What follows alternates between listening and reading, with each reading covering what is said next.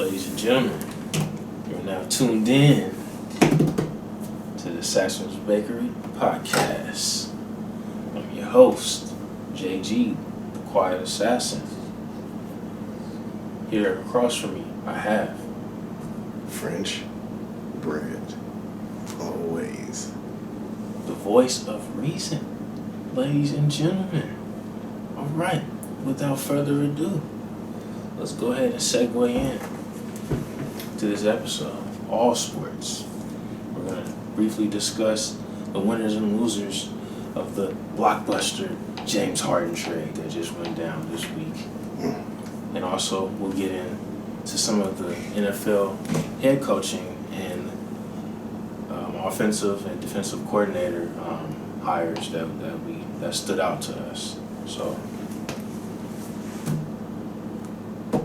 with that being said, Let's dive in. Let's go ahead and delve on into it, baby. So Robert Saleh, man, 49ers former defensive coordinator the past 3 seasons. We had been hearing all season long, at season's end, that he would be getting serious consideration for a head coaching position.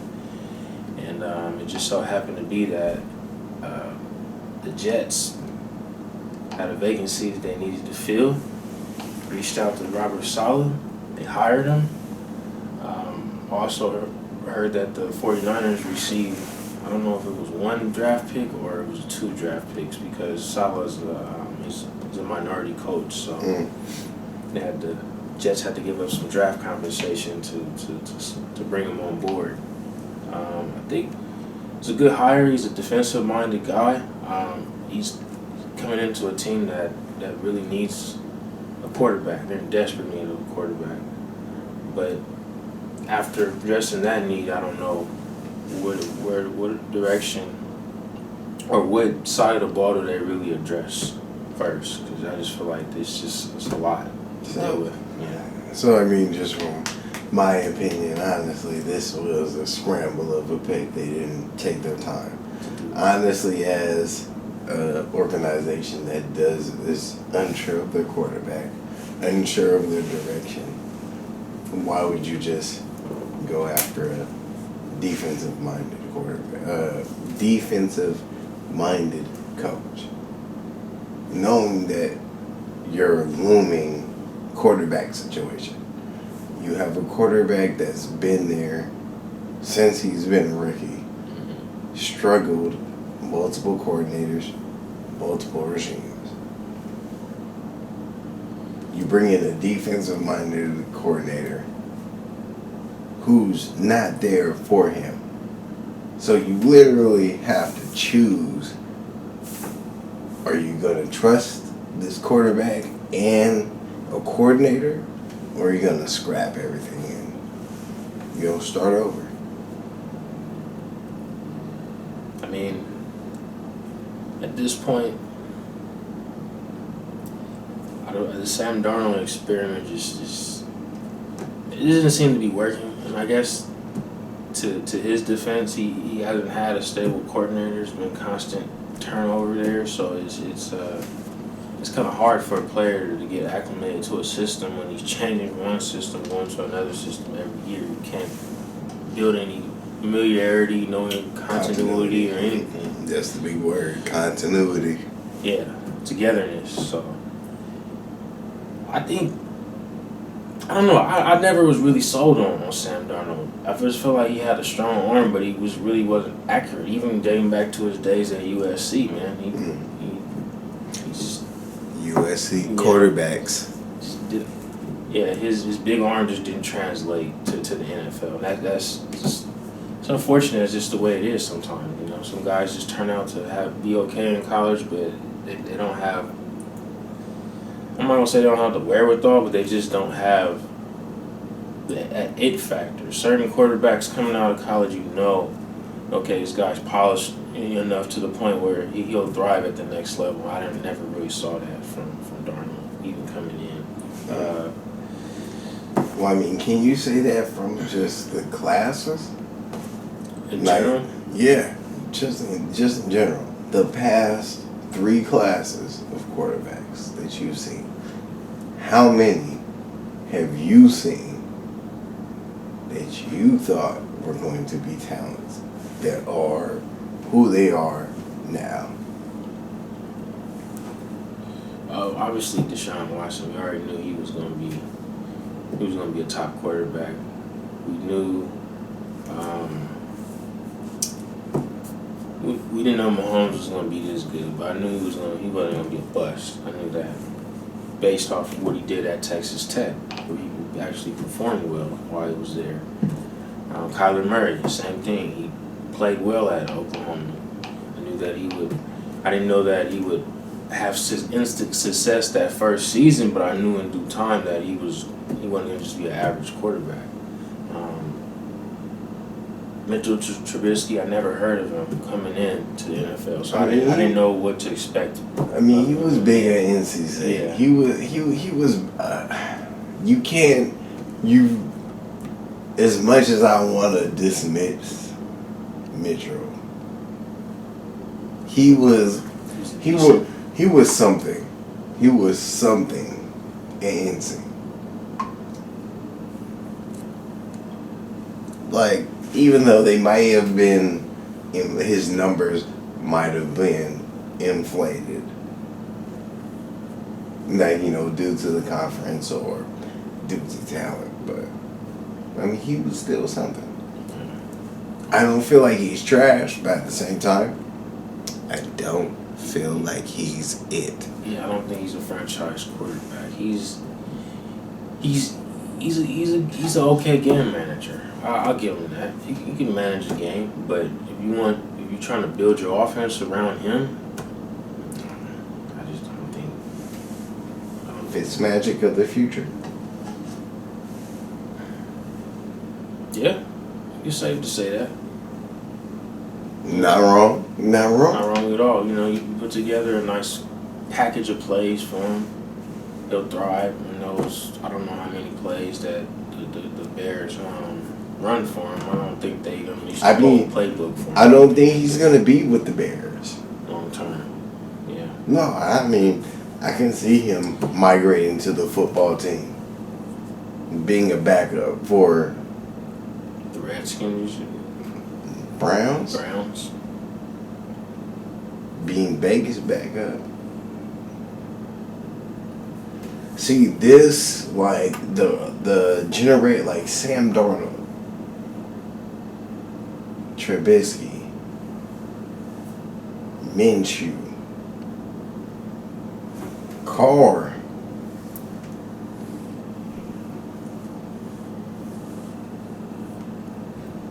I mean, these guys, like, I feel like what we've watched this season is this generation's backups. There's gonna come a draft of quarterbacks that are worthy. This past 3 drafts of quarterbacks have been backups. Yeah. Trent Dilfers. But you can't be Trent Dilfer in this era and win a championship.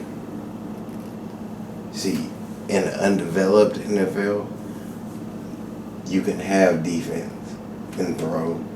Go 14 for 23, 1 touchdown,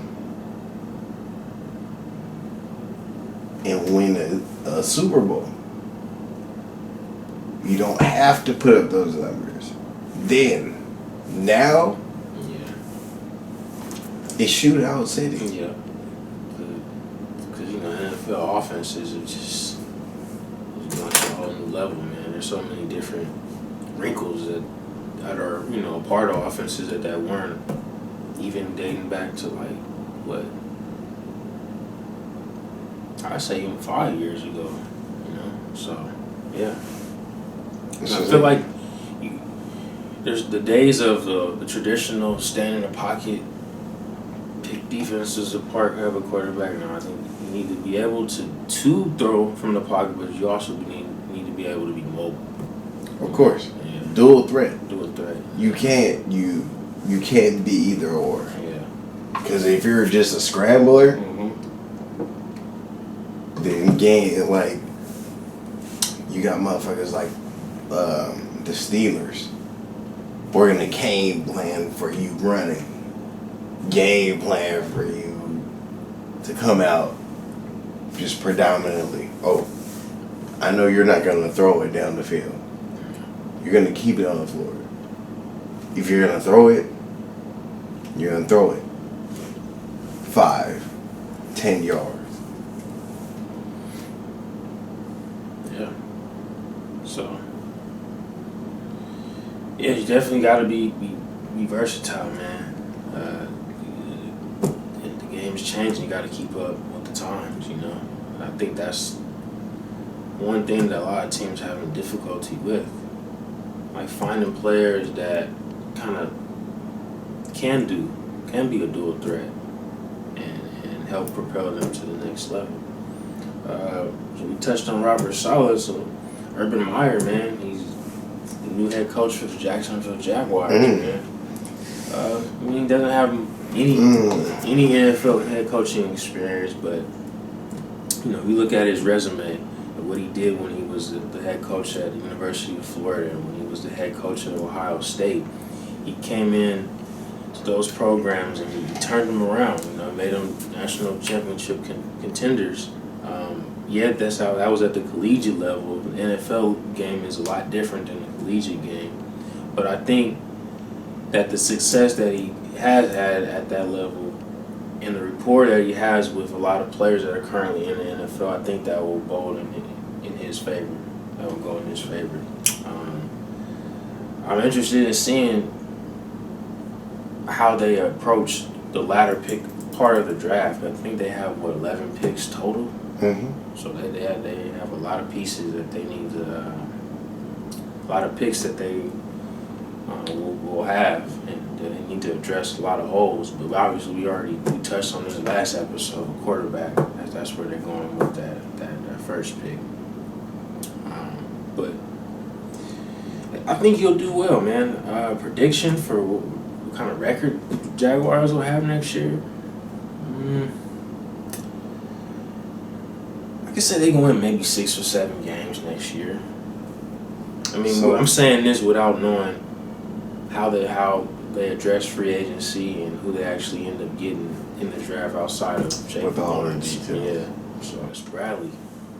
It's the Raiders' new defensive coordinator, man. He's previously the defensive coordinator for the Los Angeles Chargers. I was gonna really call them the San Diego Chargers, but they're now the Los Angeles Chargers. They didn't make the playoffs this year. The defense is not bad, but one of their key cogs wasn't present this season, so it's kind of, I don't think you can fairly judge that defense as a whole. Derwin James, like that guy does a lot for that defense. So without having him, you really can't judge him as a whole. I'm anxious to see what kind of schemes he comes up with for our defense and how we can be better effective. I think from the defensive line standpoint, man, we don't apply enough pressure. I feel like we don't get to the quarterback as often as we should. Like the effort's there, but I don't know if it's the personnel we have. Is it the angles that guys are taking to try to get to the quarterback that's not working out in their favor? I don't know, man. I mean, also does it come down to scouting? You know, we need to enhance our scouting coaching staff. You know, to figure out who is going to be the next trending edge rusher or the next trending, run stuffer at the linebacker position. I don't know, man. We'll see what we do with that 17th pick, I do think we need to go on the defensive side of the ball with that pick. But, you know, it's not the most glamorous, you know, hire, but a change was definitely needed at that position for the Oakland Raiders. We'll see what Gus Bradley brings to Raider Nation. Well, good sir, what are your thoughts on the Gus Bradley hire? So, I mean, just from an analytical perspective, I mean, he's been the defensive coordinator to 3 teams. None of them Super Bowl winning teams. Jacksonville, Seattle, Jacksonville. His total winning as a head coach is barely above, I want to say, 16 games as a head coach. Okay, so yeah, if that he doesn't, not the most winningest coach. And also in his last stints, when only reason I bring up, you know, Jacksonville, Seattle, Tampa Bay. Those last past stops, none of them have been top 5 defenses. None of them have been Super Bowl defenses, regardless of his counterpart. Also, none of them have produced any names that, I mean, and you can correct me if I'm wrong, out of Jacksonville, Tampa Bay, and Seattle, who have they developed that's gone on to do anything? In Jacksonville, there's nobody that comes to mind. Tampa Bay, I have to think of what years was he the coordinator in Tampa Bay? Tampa Bay was his most recent stint. Okay, I mean their defense they're one of the top defenses in defending the run. I mean now that was just this past season,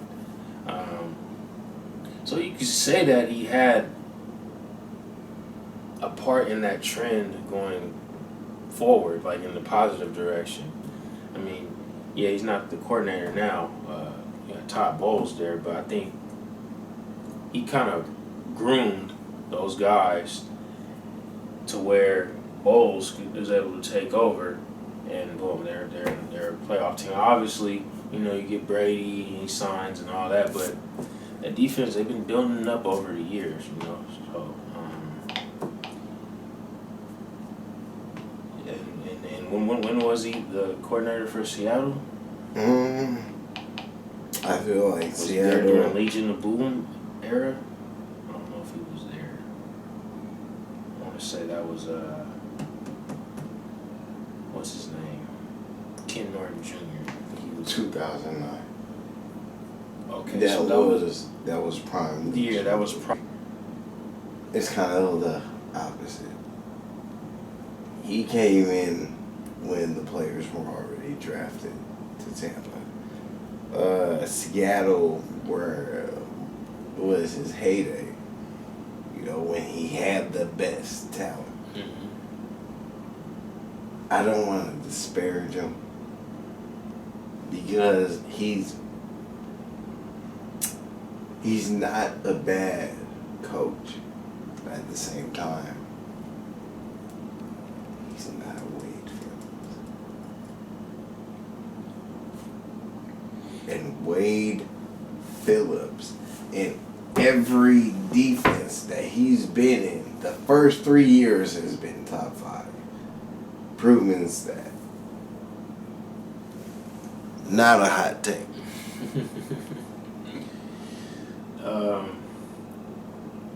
So you think that the Raiders should have been a little bit more patient scope out the coaching landscape and see who else was out there.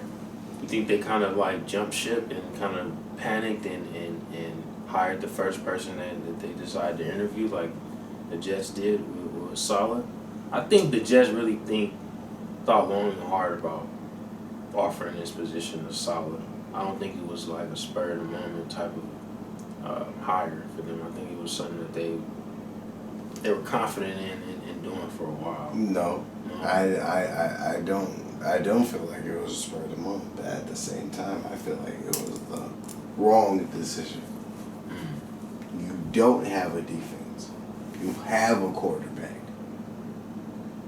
You have no offense, but you have a quarterback.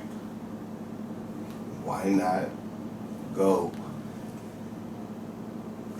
Sean McVay route, offensive coordinator route? You literally have turned your back on your franchise investment. And that's why I don't think they are sold on Darnold being that guy moving forward, man. I don't think they're sold on something. I don't know, man. I think a lot of teams really thought highly of this guy, man. Because it was just okay. There's just echoes all season long about this guy getting his chance to be a head coach. By the end of the season, teams are going to be contacting him. Well, but it's probably one of the most. I think he was probably the most sought after. Honestly, hire. And this is off script. Based on what he did with the Niners. This is off script and controversial, bro. You really think that they're not gonna go with the flow of the NFL? Think about it. You gotta have so many. You gotta have so many coaches come up for hire. You gotta have so many black coaches come up for hire. You have to have so many minority coaches come up for hire. So you didn't think that was gonna happen. It's part of the cycle. The NFL is just like society. We need, that's why I can put it, Mike Tomlin has took the majority nigga spot. Where else can we fit in at?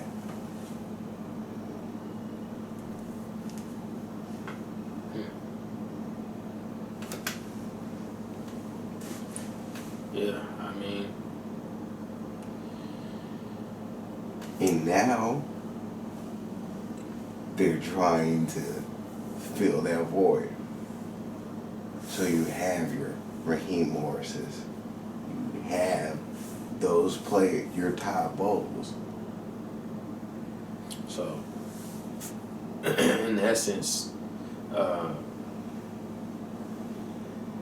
they had to basically hire somebody of color to kind of make it seem like there's equity exists, there's fairness all across the board amongst all races. Everyone, gets an equal, fair shot at, becoming a head coach.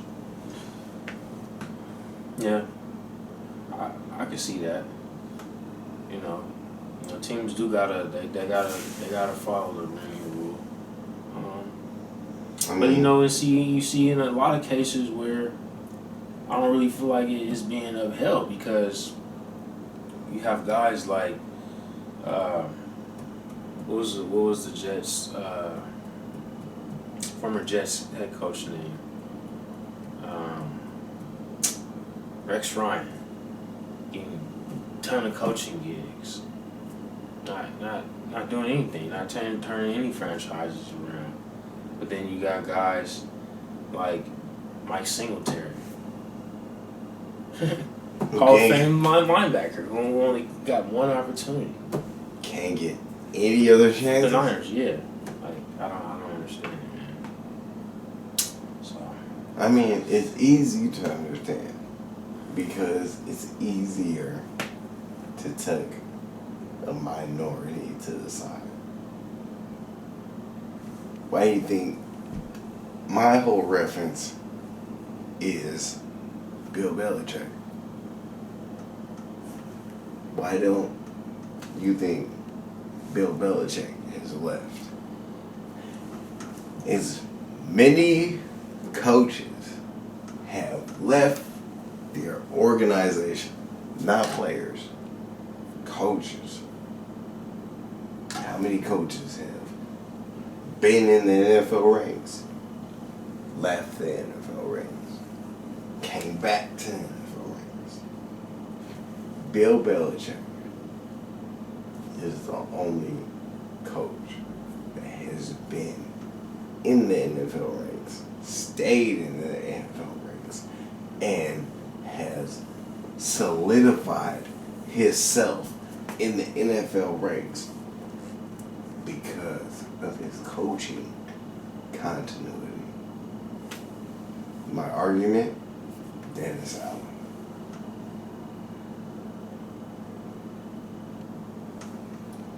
Since Dennis Allen, well, not even since, before Dennis Allen was the head coach of the Raiders, where was he at? Playoff defensive coordinator. He went to the Raiders, head coach the Raiders, losing season, went back to the New Orleans Saints, and what was he? Playoff coordinator.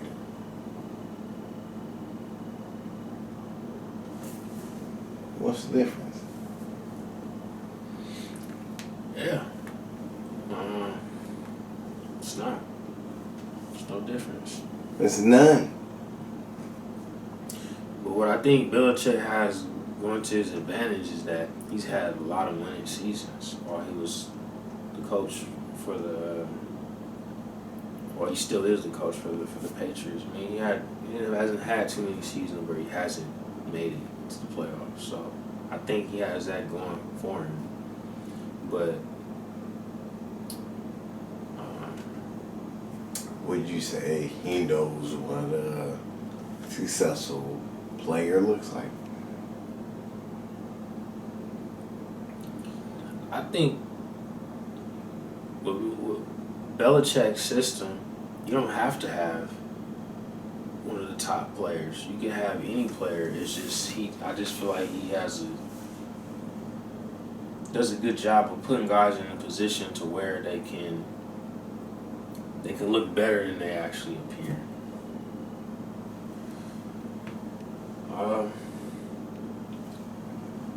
Yeah, man. It's just we like to see more coaches of color, get that opportunity. Not just because we gotta make it seem like it's fair. No, because that guy actually deserved that job. Yeah, NBA. We had James Harden. He finally made his way out of Houston on his way to the Brooklyn Nets, joining forces with his old teammate Kevin Durant and Kyrie Irving. Uh, you know, the Nets, they had to give up a lot, man. They gave up Taurean Prince. They gave up the young center and Jared Allen. They gave up three first round picks and four pick swaps. So, I mean, on paper, yeah, you see those three big names. They look good.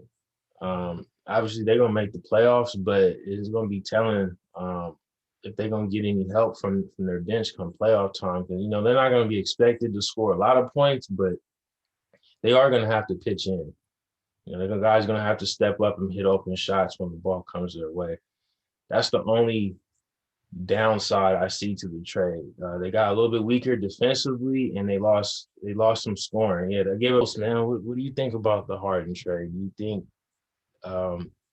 it's an automatic trade that's gonna propel the Nets into the NBA Finals? Do you think yeah, they're about a year away because they still have to tweak some pieces to get the machine working all on the same page, everybody working on the same page, so to speak. Well, I mean, as well as I do, brother. Watching the NBA the past 10 years, 10 plus years. Any really, any assembly of talent is already expected to go to, the finals, let alone in the Eastern Conference. I mean, it's not really that will affect the Brooklyn Nets would be defensively. I mean, they lost rim protection, they lost depth defensively as well. Um, I mean, they literally are a shootout team. If you can outscore them, or if you can stop at least two of them, it's a done deal. They have nothing behind it. There's no reinforcements. Depth is key. I feel like. I mean, especially if you're going to be, a team in the West. I mean, yeah, outside of LeBron, everybody else is deep. 1 through 5 complete teams, or not complete teams, at least a nice 8-man rotation. Yeah, man. Yeah, I mean, it's fun to watch. Yeah, they can outscore teams, but defensively, yeah, I don't know if they have enough to beat a Lakers team or even get out the East. Boston. Once they get healthy, they're a team you can't count out. You can't count out Can't count out Philly. Philly. Yeah, Philly. They've been playing some good ball under Doc Rivers. He seemed to kind of get their attention. If I'm talking about Ben Simmons and Joel Embiid. They kind of been playing some good basketball together. They really didn't change too much. I mean, they got what's his name, Seth Curry over there, but I mean that's not like a major addition. And Dwight Howard to kind of give him a little bit more toughness on the low block, help him out, at least a spell. Embiid, Embiid, yeah, give him a rest and stuff like that. But depth. yeah, Depth. Tobias Harris, he's been playing good ball this season. He's expected to. Um, so yeah, you can't count those guys out. Toronto, I don't know. I'm not really too sure about them this season. Toronto's not it. Toronto, to me, they're like the Heat without Jimmy Butler. The Heat haven't been really playing that good this season either. So I don't know. Because Maybe they'll pick it up. Maybe they should, inquire for Bradley Beal, man. Maybe, but I don't know. it's probably for another pod. Yeah. All right. Any last lingering thoughts on this hard trade? Last lingering thoughts on the hard. Katie's gonna take a regression. Kyrie is gonna catch an attitude, and Harden is gonna want another trade, and he's not gonna resign at the end of this season. Yeah, I mean, last lingering thought. I just think that KD has to be the closer. I feel like he's the most efficient scorer out of all three of those guys.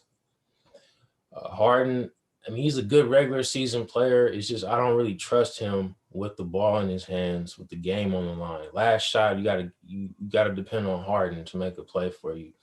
Kyrie Irving, he's capable. He's shown that he's able to do it back in the 2016 NBA Finals. He made that big shot, but he just dribbles too much. I just like the way that Kevin Durant just picks and gets to his spots, doesn't really waste too many dribbles, and he does what he needs to do. So I just think going forward, he needs to be the closer. And what I've been seeing is that Harden plays well with that second unit. When Durant is on the bench and Irving's on the bench, Harden's been the kind of the guy who the offense goes through, and he's kind of back in that role he was in when he was in Houston, when the offense kind of ran through him. So that's interesting, but that still doesn't speak to the defensive deficiencies they have going forward. So if I had to predict, how their season would end. I think they get to the finals, but I don't know if they can win it all. They got to add some more shooting and some more help on the defensive end. Yeah. Agreed.